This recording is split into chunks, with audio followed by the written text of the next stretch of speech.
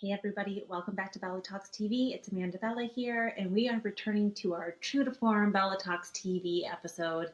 This time we are here for our top 5 countdown of reality TV's most talked about moments. So thank you for being here. If it's your first time here, thank you so much for coming and checking me out and giving me a chance to deliver you with tea, with the news, and the things that are going on in the Bravo sphere in the reality TV world. And if it is your 100th time here, well, I don't even think I have those many episodes. I might be in like my 40th-ish something episodes.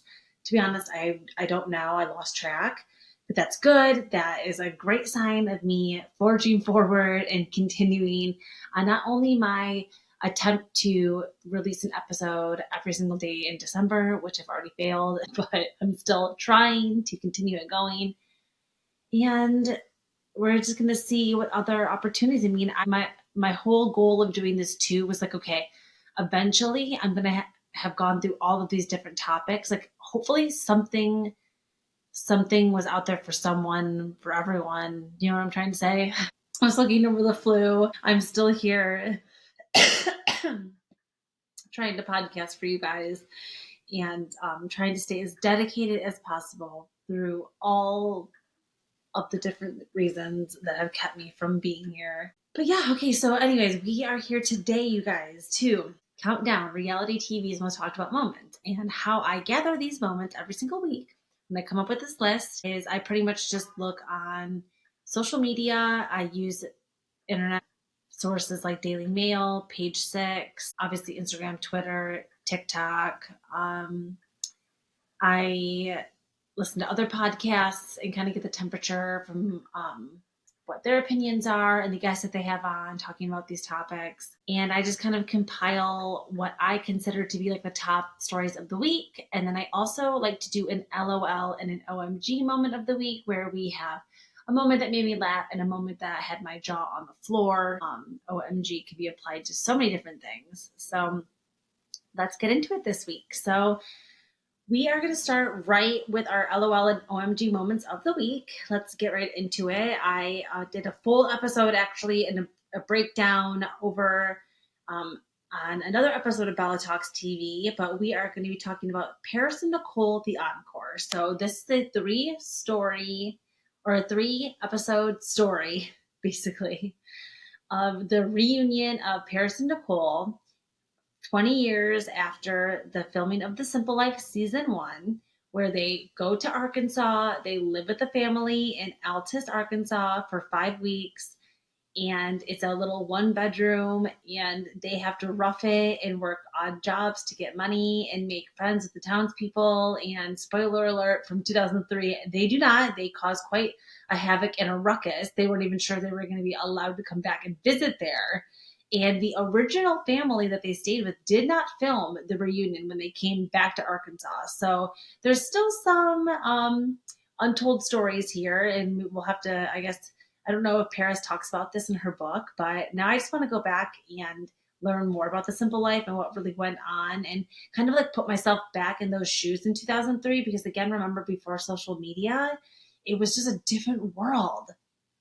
It was really just a different world. Like the only way for Paris and Nicole to get cultural fame was to go on television. So that's how we got The Simple Life. And it is just one of the most iconic TV shows of all time. Now, why it's my LOL of the week. Paris and Nicole, they were so funny back then. They were so funny back then in the original episode where one of my New Year's resolutions also is to actually answer my phone when it rings and or I get a text, which I do not like to do. So even if I'm in the middle of something, I'm trying to do better, like editing around it, answering people, getting back to them. So yeah. So Paris and Nicole, obviously we know that they're freaking hilarious. Now Paris herself is a funny little character. We know that, we've learned a lot about Paris, especially in the recent years. She has really opened up about her more vulnerable side. She's become a wife. She's become a mom. And she's talked about how she was abused in a therapeutic boarding school that Kathy and Rick had Paris kidnapped in the middle of the night and taken to in Provo, Utah. And this was back in like 2004-ish. This was back in like 2002 because it was right before she went off to The Simple Life. And she came up with the character Paris Hilton, even though that is her real name, like her alter ego Paris, when she was in therapeutic boarding school, it was an escape for her. It was kind of like her plan for what she was going to do with her life when she got out of there. And like, it basically felt like jail when she was there. So she got out of there. She just kind of created this armor of humor and silliness. And also, it goes without, they don't talk about it too openly, but they were abusing drugs, like both Paris and Nicole. So I mean, I don't know why they aren't more open about that. I guess maybe there's a lot of shame and guilt around that. They've worked really hard to rebrand themselves. So I guess I understand why they're not out here talking every day about their party days. But it was just the matter of fact of the situation. So they were both a little bit troubled teens. And when they get into this situation where they decide to be sent off to do the simple life, it really is like hijinks. Like, it's the best word that you can use to describe it, because it's these random scenarios that you would never normally see. These Beverly Hills divas in the middle of Arkansas going to Walmart, working at the farm, and you just can't create it. It was lightning in a bottle. Even Crappy Lake, when they did Countess Luann and Sonia going into Benton, Illinois, that was pretty similar. I have to say, that show was absolutely hilarious. It really reminded me a lot of Paris and Nicole in The Simple Life. You need a season 2 of that stat when Lou's off tour. Paris and Nicole are just so funny together. So I don't know if it was just the situation of them like being naturally funny, plus the situation that they were in, or just them also being like desperate for fame and like willing to kind of do anything. It reminds me of like TikTok culture now. How kids will do anything on TikTok for like likes and follows and shares. Back then it was for like TV views and for, news headlines and Perez Hilton headlines and just relevancy in general. The two of them together just have the most natural chemistry. I laughed all 3 episodes of this drop on Peacock. Now it's, yes, on Peacock, 3 episodes. It's called The Encore, Paris and Nicole. It's all about the 20th anniversary of The Simple Life. And they do an opera, like a hip opera. And they call it the Sansa Opera. Sansa. Okay. So the opera is really not the funny part of it. The funny part is just them casting and preparing to do the opera and talking about it to other people. And then they have to raise money. And, there's a lot of other things that go into them doing it. I have some conspiracy theories that I feel like this was supposed to be like 8 episodes and they only got 3 episodes worth of material, but I digress from that. Now, the LOL true moment of the week, the moment that's been on my mind that I cannot shake, that has me rolling, laughing, sharing to the masses on my Instagram and talking about it, is the part where they're casting, they're trying to get people to be in this opera. They go to a music store and they're both trying to try different musical instruments. They've got a violin, they've got a triangle, they've got a xylophone, they've got guitars, they've got a tuba, a trombone, like this, have all these different instruments that they're trying, and it's really funny. There's also a scene where Nicole does a full opera lesson, learning how to sing opera music, and just the whole, like, just the way that she reacts to people, the way she's willing to do anything on camera, somehow she can like keep a straight face when she's doing these things. I just really enjoyed those 2 scenes, the music store and the opera lesson. LOLs for days. So please go watch Paris and Nicole, The Encore, available on Peacock. But getting into my OMG moment of the week. Now, I'm going to post this picture too. It will definitely be on the cover art for this episode. But usually this is my LOL topic of the week. And the show usually has me laughing, and it still does. It's still hilarious. But it was my OMG moment of the week. And I'm talking about the double elimination that happened on the House of Villains. So spoiler alert, if you have not gone and seen the latest episode, you have to go watch it now. And if you don't want to know what happens, fast forward. But last week on House of Villains, I mean, I did notice this. I felt like, okay, we've been watching this show for like 8 weeks now, and there's still a lot of people in the house. Like, how are we going to know who's going to win this show? And of course, I have the memory of the little mouse. And most people that watch these shows too, like, don't remember what happened in the last season. So in House of Villains season 1, I'm trying to remember, like, how did they determine who won, who did win? Like, you kind of have to kind of think back to the premise of these shows and the outcomes of them, because we consume so many of these reality shows. Like, it's like you don't really remember who wins. It's just more about the little sound bites and the little moments week to week. So they're doing the House of Villains, and there's left off on a cliffhanger from the week before, because there was a competition where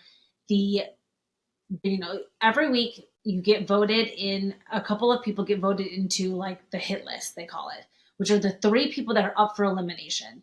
So to be on the hit list, you have to lose the elimination challenge, and then you have to also lose the redemption challenge, and you have to be left up there on the platform for the villain of the week to decide if you're going to go home or not. There's an overall voting process. I'm sure if you guys are watching the show, you know what I'm talking about. It's not, too different than most of these other, it just involves a lot of like voting people out. And you do have to kind of make alliances and also be able to know when to play your cards strategically within these groups, especially of all these other villains that are willing to throw people under the bus, expose secrets, use cheating, lying, swear on their kids' lives that they're not lying when they are. This is the House of Villains. And West from the challenge, Candy Muse from RuPaul's Drag Race, Teresa and Larsa from Housewives, Victoria Larson from Bachelor in Paradise are all left. So is Safari. So is Tiffany Pollard. So there's a lot of people still left. Jessie Spectacular from Big Brother. So there's a lot of people left still in the competition. And we've got to start dwindling it down. I'm like, when are people going to start? More people need to go home. So up for elimination was Victoria, and she does end up getting eliminated. They put her in the chair, they flip her back. Nobody was really sad to see her go because she had kind of became insufferable in the house, and she was just no match to Larsa, unfortunately. I don't even like Larsa, but Victoria just could not handle the wrath of Larsa, the villainy of Larsa. Larsa's even turning on Teresa in the house, so it's like she's here to win the game. And she's on the side of the boys. And, Larsa's one of those boys, girls, guys, girls. She's one of them. So she's going to just be used as a pawn and totally get thrown away here in the end. But I will be shocked if she ends up winning. Oh my God. If she ends up winning House of Villains, I will stand corrected and I will have no other choice but to stand her next season. But we will see if that even happens. So they get Victoria eliminated and they're all so happy because it was really up to Victoria and Teresa in the end, and everybody voted for Victoria. There was only one person that voted for Teresa, which I think was Candy. There was some kind of like weird alliance there. So they get rid of Victoria, and then all of a sudden Joel is like, we have a twist. And we know the twists on this show are actually big twists. They're nothing to be messed with. All of a sudden he says it's going to be a double elimination and everybody's jaws on the floor. And then they say it's going to be Teresa going home. And again, everybody is just totally shook by this because they tried pretty hard to try to protect her. But the fact that she even ended up on the hit list in the first place is very controversial because she never should have been there. She just was not playing the game right, but she gave us some really good moments this season.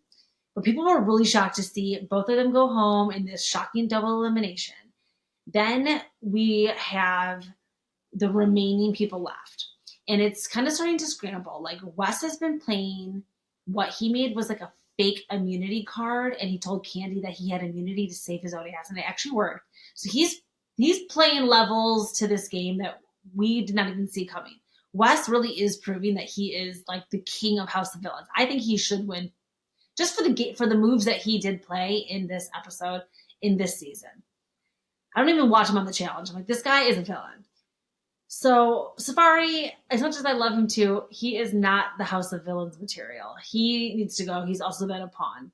Jesse, I don't know. I didn't watch Big Brother. I think that he's maybe got some potential here to pull some moves in the end, but I still foresee it really just being Wes in the end that wins.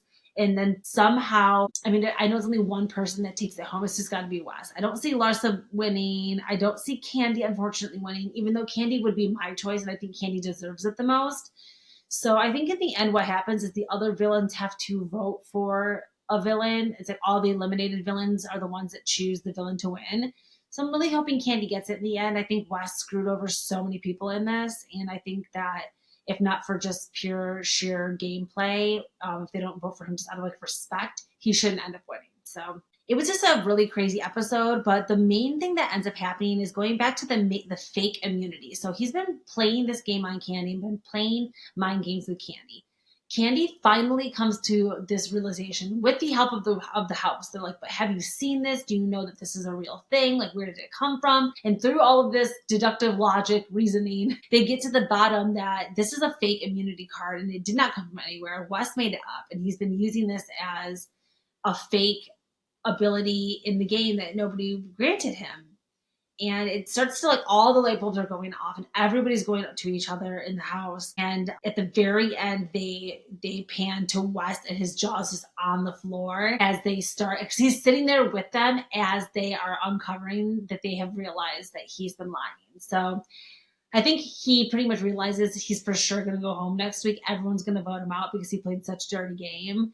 But we're going to have to wait and see. That was my OMG moment of the week. That whole episode was good from the moment we opened to the moment the episode ended. Everybody was just like on the edge of their seat wondering what was going to happen. Who is going to win the House of Villains? So let's take a quick break here and we will come back with my top 5 moments of the week. Okay, and welcome back to Bella Talks TV. Let's get right into my top 5 countdown this week. There's a couple of new topics on here. This is always a very Bravo heavy show. I try not to apologize for that because that is the bread and butter of reality TV to me, but I like to still tap in and touch in with my MTV, with my Netflix, with my Lifetime, and get a couple sprinkles in there too, even if it's not causing as much as an online uproar. So starting with my number 5 moment of the week today, we're going to be checking in with Netflix and we're going to talk about The Ultimatum. So this is a show that I'm not sure I've discussed much on Bella Talks TV before. So I talk a lot about Love is Blind. I've discussed a lot of Married at First Sight, some of these other obscure shows. But Ultimatum is a show on Netflix that is, I believe, had 1 or 2 regular seasons of the show, The Ultimatum, and then they did a queer version of it, Queer Ultimatum, which was all queer couples. And then they are back now, true to form, with regular Ultimatum this season. So I think this is season 4. And the premise of this show is 4 to 6 couples, depending on the season, go on the show. Someone in the has issued the other member of the couple an ultimatum, basically saying, if you do not marry me, get engaged to me at the end of this experiment, we are going to break up. So it's marry or move on is the point of the show. This season, we have many couples coming in. And so that causes for, like, the lower the amount of couples, the less amount of drama, the more people involved, the more switcherooing is going to happen. So the point of this show is to go in, you go in with your partner, you all meet together as a group, and you announce in front of the group why you've given your partner an ultimatum. Then all the couples leave that night. They stay together for 1 more night together. And then the next day, all the couples break up. They refer to their partners as their ex for the remainder of the first part of the experiment, which is the swap, the choice they call it, where they have 1 week to decide which other person they want to do a trial marriage with. Now, the trial, this is not some little 48 hours. They do a trial marriage for 3 weeks. For 3 weeks. I think is it a month even? It's a long time to be spending with somebody. They want somebody to really basically get into the mindset that they're broken up. They want to not see they're not supposed to really see your partner or talk to them for a month. And you're supposed to be fully engulfed in your new relationship, really basically honing in on the reasons why, or the reasons why you could see yourself being with the new person that you're with instead, or the reasons why it just forces you to go back to your ex and makes you realize that you had the right person. So either way, it's a social experiment. Now, going into the season, we have quite a few couples. We have JR. We had JR and Zainab. I think they just call her Zaina and JR. And then we have Scotty and Aria. We have Vanessa and Dave, Caleb and Micah, or Caleb and Nick and Sandy. So those are all the couples. Now, going through them will take me quite a bit of time. But if you're watching the show, you know the original couples. You know who we are talking about. Now, the standout ones are this guy, Scotty, who seems like the character that Aziz Ansari used to play on Parks and Rec, and he now is with JR's ex, Zaina, and they have instant chemistry from the minute they meet, and it's pretty freaky. Like, I think it freaks them out. I think it freaks out their partners. Everybody gets like freaked out. Sandy is her ex's Nick, this artist from LA. He's quite a bit older than her, I think, like probably like 15 years older. Sandy is like this younger, like Midwest, like kind of like Chicago vibes. She gets partnered with JR, who is Zaina's ex, who's like this tall, really hot black guy. Tattoos, braids. They have instant chemistry. So everybody's starting to get freaked out. Like, a lot of these couples are like really into each other. Like, they're kissing the first night they're together. It's not cheating. They are single now. They are in their new marriages. But there's just a lot of stuff going on right away. And spoiler alert, it really starts to set off a lot of the cast members. So specifically Nick. Okay, so JR that I was just talking about, and Sandy's ex Nick, the artist. He was paired up with Vanessa. Vanessa is an awesome girl. She also seems like her ex just did not appreciate her, Dave. He was always playing games with her, and she's like this amazing soul who is gorgeous and smart and has an awesome personality. She's a kind of nerdy, and she has great style, all this stuff. She gets freaked out. Something happens in the middle of the night, and all of a sudden the screen goes black, and it says that Chanel, Micah, original couple, and Vanessa and Nick, original couple, have left the experiment in the middle of the night. We get no closure. We don't know why they left. We don't know what happened. We get a little bit of speculation from the cast. I've seen some online comments talking about how something potentially happened where Nick creeped out Vanessa. I mean, he seemed like he was like really into her, and I don't know if he was just trying to get back at Sandy. There is like a love like rhombus going on over there. They basically just got all these couples to like start swinging together. It is a mess. 2 of the couples leave. We never hear from them again. I'm only on episode like 5 right now, but as far as I know, they never come back and we never know it. Now, the couples that do stay, JR and Sandy, still going strong. They're getting a little hot and heavy. Scotty and Zaina, same thing with them. Like, I'm like, are they about to like get married at the end of this? Like, they're so into each other. We have Mariah and Micah, who I think Mariah is like, she is so interesting looking. She's gorgeous. She's like compelling. There's something about her soul. She has just like an ethereal fairiness about her. I really think that her and Caleb make a good, is it Micah that she's with now? Yeah, Caleb is the original partner, but Micah that she's with now, yeah, I think that they would have made a really, strong couple. But because Micah was Chanel's partner, they left. So now Mariah has no one to be in the experiment with besides Nick, creepy Nick, who we think basically scared everybody away. So they meet up, and Mariah decides, okay, let me just try to give it a go with Nick too. Like, we're the last ones left. We're alone in this experiment. And so now we're kind of watching the last couple couples. But I mean, the first couple episodes of this season started off like totally normal. And we just need answers. So everybody's online talking about this. What happened? What made half the couples drop out?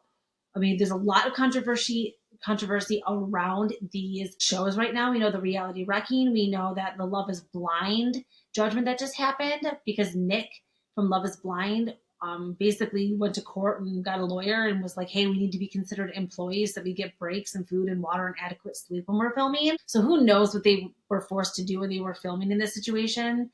But yeah, it seems like a lot went down on the set, and we are not really sure. I wonder if there's going to be a reunion for this show.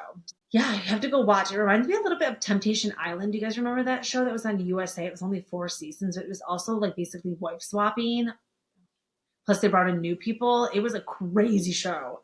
Crazy show.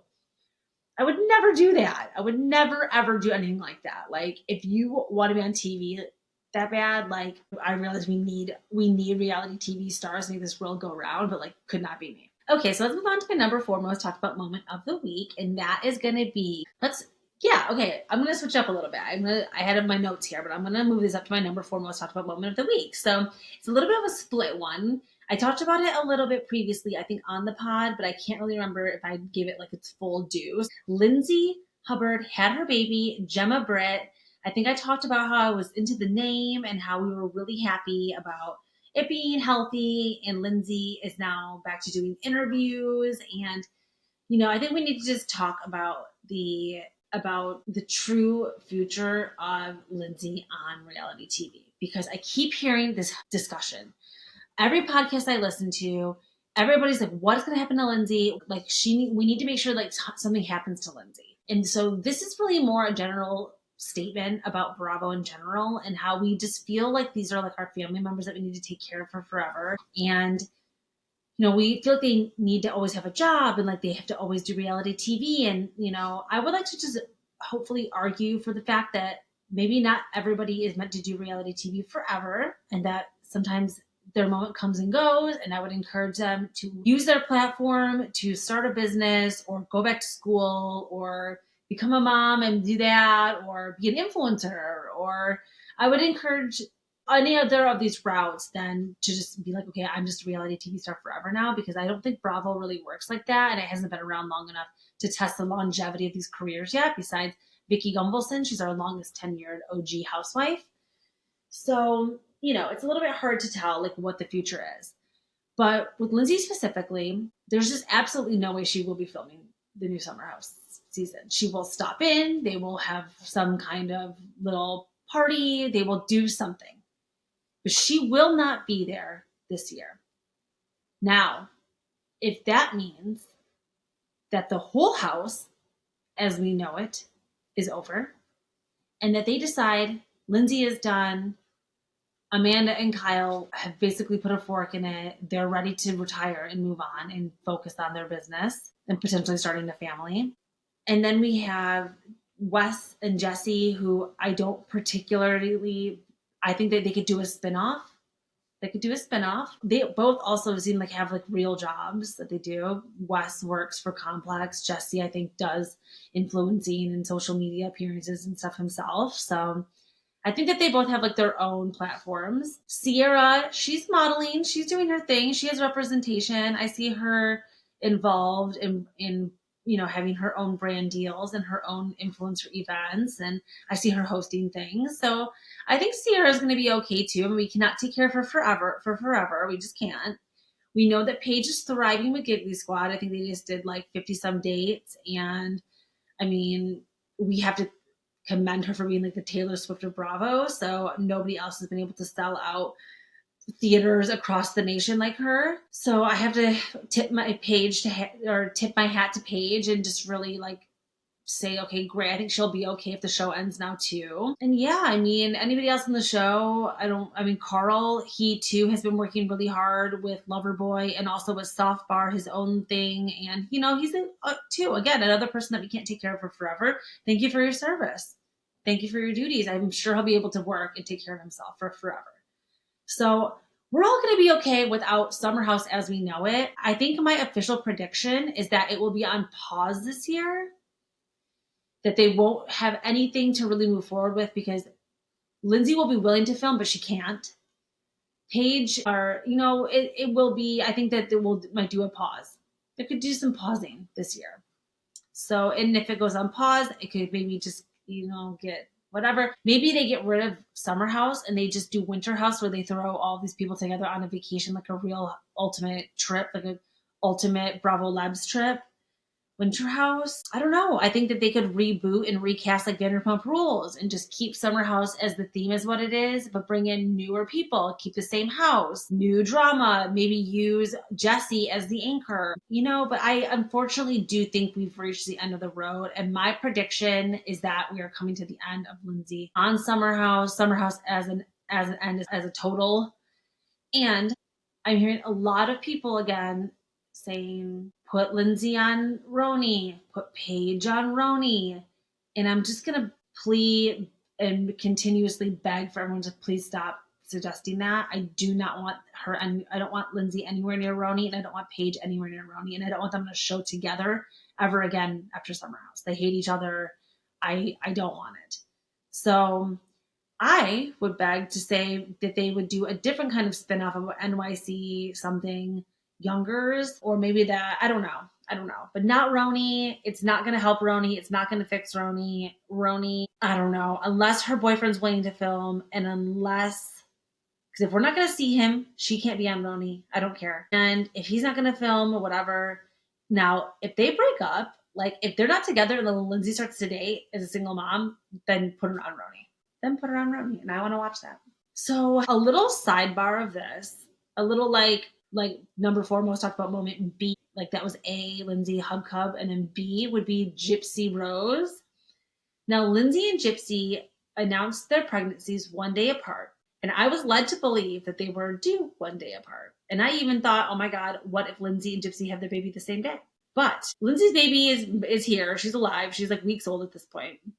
And Gypsy is still not anywhere near having this baby. She's had her showers. She's been out here bumping. And she was recently tagged in events over the weekend where she was with other pregnant women. And somebody that was only a week apart from her, or maybe 2 days apart from her or something, posted with her and is literally 3 times the size of her. Now, I know all pregnant women are different, but I just still feel like there's a lot of mystery shrouded around this whole pregnancy of Ken and when they got pregnant and all of this stuff. And if it was fake, if it was for the show, did they lie about when it happened? Why did she lie about when it happened? All of these answers I just cannot wait for season 2 of Gypsy Rose. I just have to say that her and Ryan's divorce got finalized over the weekend, and we're so happy to hear this. Free Ryan. We did it. Ryan Anderson is free from Gypsy Rose, and he is single and ready to mingle, and he does not have to worry any longer. So I'm happy to hear this, and I'm happy Gypsy can now hopefully really push Ken to get married, because I desperately need a Ken and Gypsy wedding. I need a Ken and Gypsy wedding. I need it. I crave it. So that was my number 4 most talked about moment of the week. Now moving right on into my number 3 most talked about moment of the week. Now getting into my number 3 most talked about moment of the week. It is a developing story that we do not have all the answers for currently right now, but it is a story taking over the headlines. And it is none other than Tom Sandoval continuing to terrorize us. And just when we think that Vanderpump Rules is canceled and that he will not be on the Valley and that we are done seeing and hearing from this guy, he finds new ways to torment us through social media. And I woke up this morning to reports of Victoria Robinson, who is Tom Sandoval's girlfriend. And she was saying on her social media in her stories that a tiger never changes its stripes and that we were all right about Tom, and alluding to something going down with him. Now, most people thought that this was something that happened where he was cheating. We still, to this day, to this moment right now at 5:00 p.m., we still don't know. We still do not know exactly what happened. Now, in the morning, in the wee hours of the morning around 6 a.m., Tom took to his live on Instagram to try to explain to us what had happened. And he lets us know that they were in Chicago to go see Bush. Yes, Gavin Rossdale, which I love Bush. I would have loved to go there. And he says they flew in, they got to go to like a smaller venue, which if you guys know I'm from Chicago, it was probably supposed to be at like the Aragon Ballroom or something. And then it got moved down to the Vic Theater, which was just 1 block from where I used to live on the Chicago Red Line. And so they go there, they get backstage, and something happened. Something happened on this trip while they were backstage. Tom goes on his live and he described something about how when Victoria was there, she was holding up a sign about how Bush like saved her life, or how their music meant so much to her. And some kind of jealous something happened. Something happened where some kind of incident caused Victoria to freak out, I guess.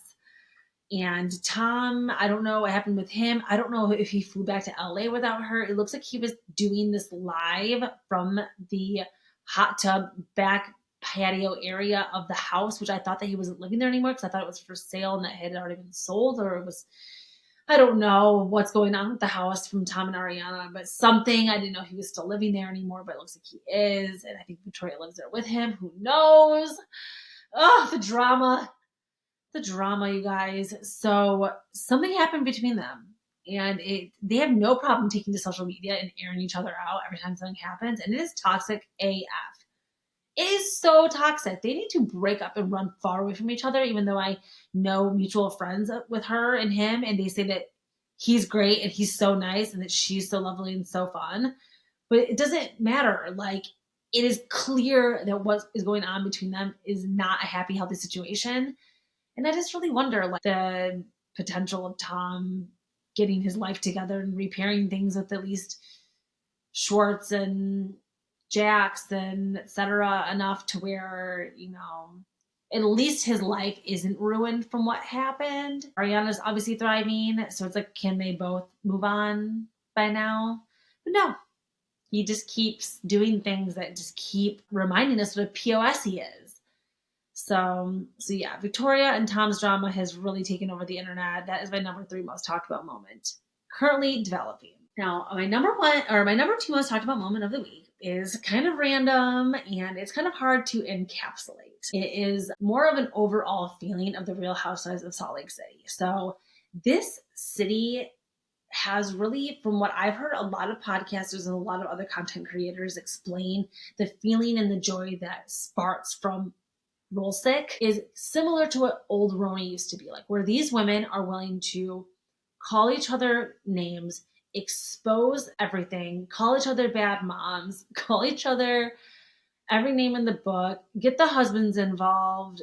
I don't know. They do everything possible, but they show up, they film, they trade alliances often, they fight and then make up very often. They forget why they're mad and then fight with someone else 2 seconds later. Like, it is that same chaotic energy where it just comes with, like, they know that no matter what happens, they're going to be willing to basically figure it out. Like, there's no line that gets crossed with them that is too far. I mean, I guess except for Monica and Reality Von Teese, because to them, they did not handle that. Like, they did, apparently, like, Monica really said some harassing and horrible things about the ladies. So I think that that's really where they drew the line, is taking it off of the show. I think as long as it happens during filming on camera and it's all part and, like, good for the show, they're pretty much willing to let it go with each other. So it's like this special je ne sais quoi about RHOSLC that has us all glued every week, and it being consistently the number 1. I mean, the ratings aren't always the best, but it is by far the fan favorite and by far the number 1 show as far as having a solid ensemble cast that we love all of them, that they're all delivering iconic scenes. It's firing on every cylinder possible. We love RHOSLC. So I can't, like, not have it on there. There's not one particular moment that's happened. I mean, a lot of people are talking about that dog bite that happened with Bronwyn and Bronwyn in general, and kind of just her getting into the mix and what her role has been. And I would say Bronwyn really stays up there in the weekly internet fodder. Also with Mary Cosby, I think too, she just has been a breakout of the season. And she's really, again, like, I think that these women have realized it's more than a paycheck. It's like a sisterhood. It's part, like, even going to BravoCon and having fans and being part of the Bravo sphere, even is, and I'm like on the lowest totem pole of it, part of the totem pole. So being at the top of it, or being like the talent at the top of it, like, where people are really, you're beloved and you have all of this support and you're getting paid and you're getting brand deals and you're getting possibilities to promote their businesses and just all of these reasons to be a great housewife and to really put your fucking back into it when you're out there working, ladies. It does not go unnoticed. So I had to salute you all as the number 2 most talked about moment of the week. The cast, we're getting close to the reunion. It just filmed, so we don't know what happened at the reunion yet, but we cannot wait to find out what happens. I don't want the end of the season to come, but I think that we've just had such an amazing display of housewifery, and I'm an Angie K stan. I'm a Meredith stan. I love them. Lisa Barlow's been great all season. Bronwyn was amazing. Heather wasn't involved much, and I think that was due to being edited out to a lot because she's not getting a lot of great fan response either. Yeah, there's just been a lot going on in Salt Lake City. I've been loving it. So, new episode tomorrow. And I haven't watched Sold on SLC yet. I'm going to. There's 2 episodes out already. I'm going to catch up. Maybe I'll do that when we hang up. I'm going to treat myself to getting Pizza Hut. This is not a sponsored show, but if I could have an ad for Pizza Hut, I would. The girlies will know that there's a certain cravings once a month that come, and one of mine is pizza, and I get it every time it's my week of my period. I get a pizza, and this month I'm going with Pizza Hut. So I'm going to go be picking up Pizza Hut after this and catching up on Sold on SLC, watching the rest of the Ultimatum. And then also catching up on, I feel like I have something else, Jersey Shore to watch. I think I'm caught up on everything else, though. Okay, so yeah, so let's get into my number one most talked about moment so I can go pick up my pizza. The number one most talked about moment, again, another developing story that we just got more news about, is James Kennedy. The domestic violence James Kennedy case, the mystery continues. So I talked about this a little bit on the pod a couple of days ago, but I want to give a little bit of an update. So this continues to be the number one most talked about moment of the week. People cannot get enough of this story. People are really concerned about Allie, and she was just recently seen about an hour ago moving her stuff out of James's house. So this is a pretty big development because we, as of recent news, had found out. Let's go through the timeline. Christmas at Kathy's happens. James is seen at Christmas at Kathy's acting erratic by multiple people. Multiple counts. Later that night, TMZ reports that a domestic violence charge and police were called to James's house, reporting that an incident did happen. It was unclear if it included James or if it included Allie for a while. I had speculated that maybe there was an after party at his house. We weren't sure exactly what happened. We did not hear from James right away. Allie released a statement on her stories saying that she's standing by James and that there was a misunderstanding. Then James's lawyer releases a statement saying that they're going to do their own internal investigation as to what happened. Basically alluding to the fact that police were called or authorities were notified and they don't know who did it, who called, who heard anything. It was like an anonymous tip, possibly from a neighbor or a friend or somebody. Somebody wanted this to get out and had seen them and witnessed something. When the police came to James's house, they made a report. They took an account from Allie at what had happened. And then this was the bomb that dropped. Allie reported to the police that James picked her up and threw her to the ground earlier in the evening. And that was the damning statement that was then public knowledge released from the police statement. Allie was then forced to basically, without even saying anything, it was no longer a misunderstanding. If that's what she told the police and that's what was in the statement, then we know that that happened. Allie was in real danger here. It wasn't a misunderstanding, and that to believe anything other than that would just be not learning anything from the months and months I kick myself for not believing. I didn't believe Kristen. I didn't believe Raquel. I didn't know what happened, but it gives me the chills thinking about it because specifically what happened with Raquel's nose and the bump that James gave her when he went in for a kiss, that definitely sounded eerily perfect excuse. And it always gave us a little feeling in our gut that something had happened, but we just never had any proof. And then James would just come back every season and do things to make us feel bad for him or empathize with him. And it just continued to get swept under the rug every single season. And the producers helped cover it up, and Bravo helped cover it up, and other cast members helped keep it quiet. And it just seems like nobody was willing to come out with this. And I believe that James is somebody who can be vindictive and he can be threatening. And I think that allegedly, if he has secrets on other cast members, right? If he goes out and parties with them, he goes out and he has guys night with them and they tell him things or he finds out things, well, then those guys are going to expose the things that James did because they have dirt on him and vice versa. A lot of these shows are based on the fact that what goes on off camera, it goes on in these friend groups and then it gets brought on and there's secrets and there's skeletons in their closets and it's all used for storyline. So the fact that this was never really challenged except for Katie, we all have to give Katie her flowers. Katie really took the biggest beating from the fan base, and she ended up being the person that was probably the most right about everything every single season. And she was the only person that was like refusing to work with James at SUR, refusing to film with him after he fat shamed her. And she knew the truth about him. So again, we got to give it up to Katie. Now, Katie's been up to some questionable behavior herself lately. Her new boyfriend sounds like a total douchebag, for lack of a better word. Sounds like he has got a colorful past with women and problems. Apparently, they crashed his ex-girlfriend's Christmas party over the weekend. So Katie's like now like going to the exes. I don't know. This just doesn't sound like her. Sounds like he's like a mess. He's kind of messy, and he's also got a flair for the dramatic. So maybe we should have had them cast on the show. Maybe we need to start a new show. Maybe they'll show up on the Valley. Who knows? But that was my number one most talked about moment of the week, you guys. So this is developing. Keep an eye on James Kennedy. I believe I'm going to be talking about this more on the podcast tomorrow. So we will continue to have the story develop. I want to do a deeper dive into whether or not his residency's been canceled, whether or not the tour's been canceled, what the latest status is.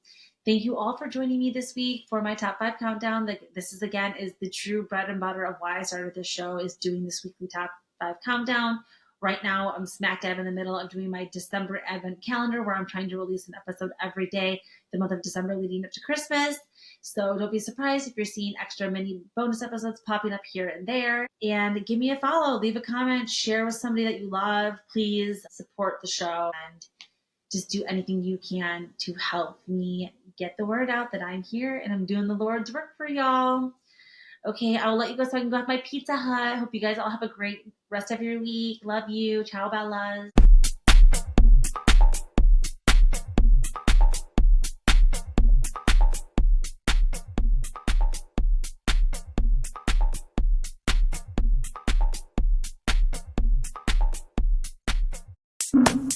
Five, 4, 3, 2, 1.